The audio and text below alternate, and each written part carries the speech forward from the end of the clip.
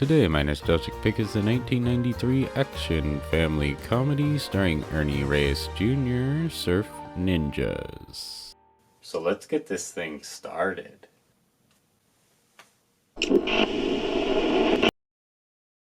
I'm sure we all remember the plot of this totally awesome movie, so I won't make this some long drawn-out thing, just a quick summary. Now, Johnny and Adam are two bodacious brothers who love to surf and hang out with their kinda dorky buddy Iggy, played by Rob Schneider. Things start off like every day for Johnny and Adam, or does it?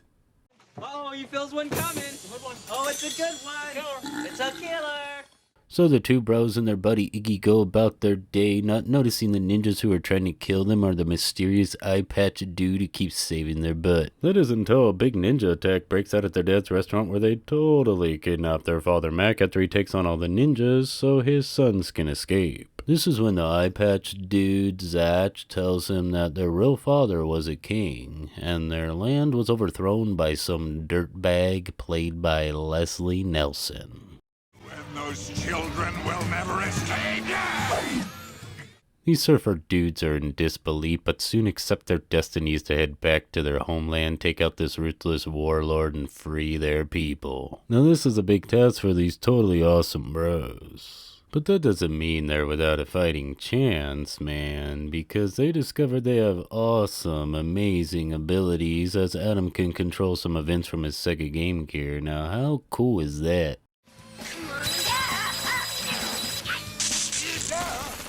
And for Johnny, well, he can kick some major ninja butt. Now, of course, some totally bodacious, gnarly, awesome battle happens at the end of the movie. You know, good versus evil. And if you've seen it, you know how great it is. And if you haven't, go watch it and see how the end plays out for yourself. You won't regret it.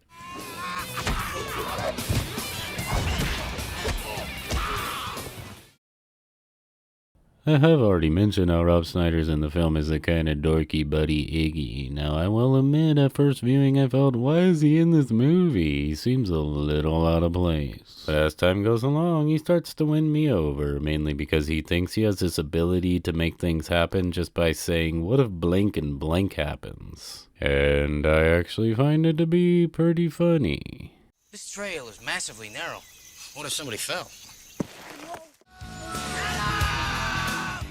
I also mentioned Leslie Nelson being the villain in Surf Ninjas, and what can I say? It's Leslie Nelson. He gives you what you would expect, which is 100% okay with me. I think he's great as the villain. I'm wet! Ah!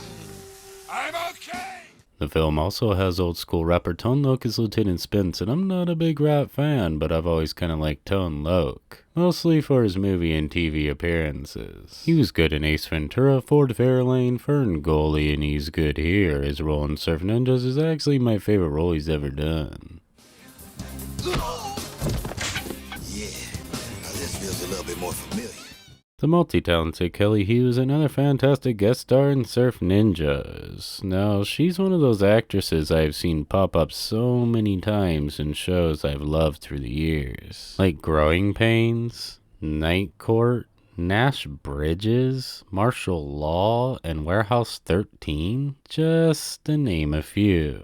Now, anytime I see her pop up in one of these shows, I get super excited. Now, as a kid, I had no idea who she was. It wasn't until I watched Surf Ninjas as an adult that I was like, oh my gosh, that's Kelly Hu. The last guest star I will mention is Ernie Reyes Sr. as Zach, which of course is Ernie Reyes Jr.'s father. Now, Ernie Reyes Sr. didn't just pull off a totally awesome performance, he also choreographed all the martial arts for the movie. Dude, you're a genius!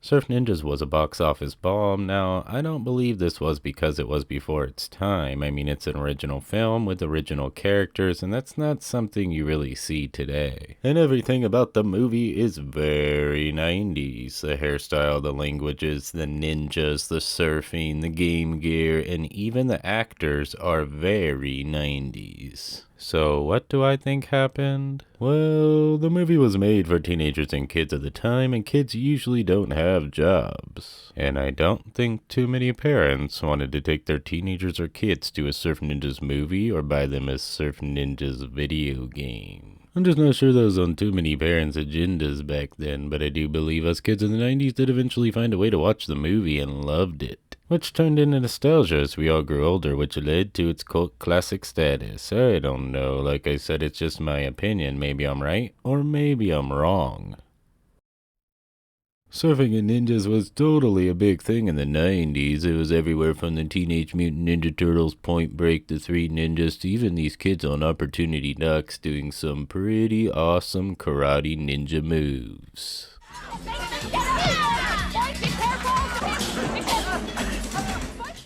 Let's not ever tell anyone what just happened. Yep, surfing and ninjas was everywhere. It was just the cool thing back then. You could probably say that Surf Ninjas was riding the wave of success of ninja and surfing mania that TMNT helped catapult. Get it? Riding the wave? Man, I may be cheesy, but I've said it before, and I'll say it again. I love me some cheese. Don't you agree, Gobo?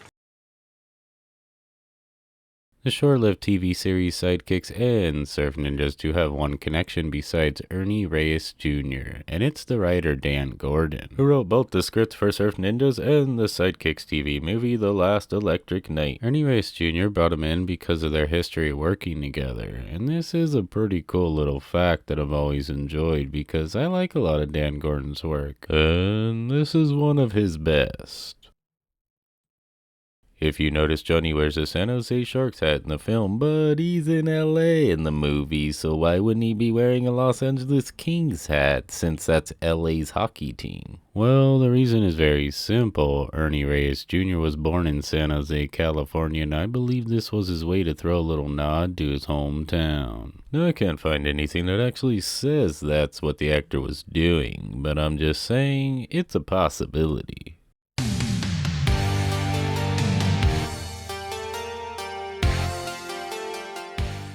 I'm sure when y'all think of Ernie Reyes Jr. in the 1980s, you think of the TV series Sidekicks, and that's completely understandable. It was a great show. But he was also a guest star in another fantastic show in the 1980s called MacGyver. Yep, that's right. The episode was a season 3 finale called Murderer's Sky, which sees a very young Ernie Reyes Jr. that is not only adorable, but kicks major butt.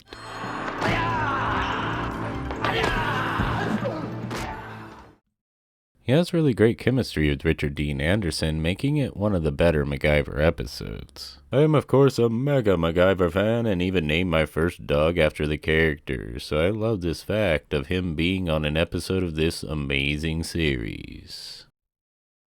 There's a very funny scene in the movie of a character rolling down an extremely long stairway, and every time he climbs up back to the top, he rolls back down again.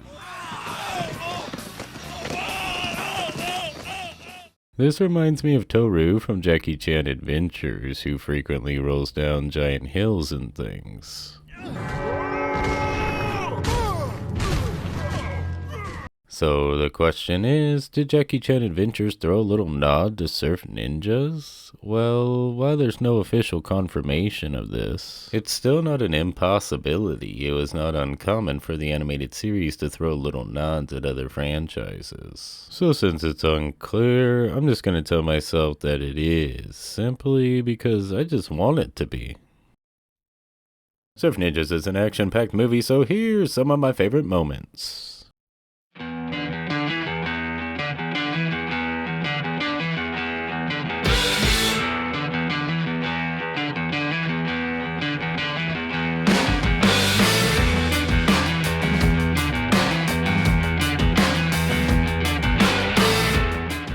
I love the part when I was like,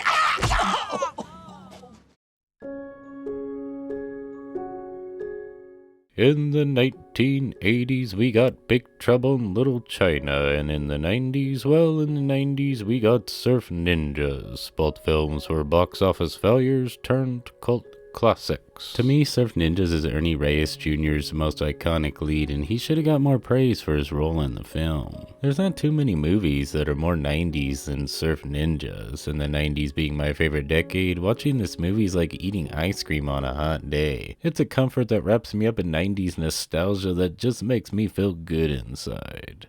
Getting disguises. You didn't recognize me, did you? You get in